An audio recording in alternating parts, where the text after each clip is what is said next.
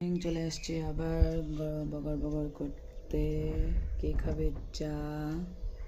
আর এখানে হলো একটা ডিম পোচ নিয়েছি আর দুটো বিস্কুট। কি করব আমার বলো, মানুষের নজরে নজরে আমার হেলথটা শুকিয়ে যাচ্ছে, এর জন্য ডিমটা নিয়েছি। Just joking.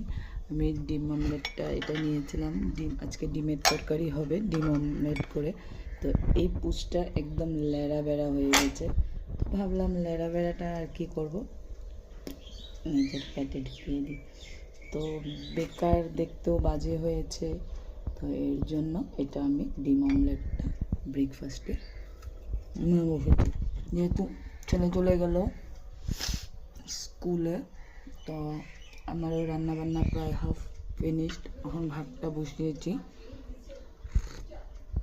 বাইরে বসে আছে শ্বশুর শাশুড়ি, ওদের এখন সুখের দিন, গল্প করছে। তো যাই হোক, ওদের তো বয়সটা এরকমই, এখন দুজন দুজনের সাথে গল্প করবে।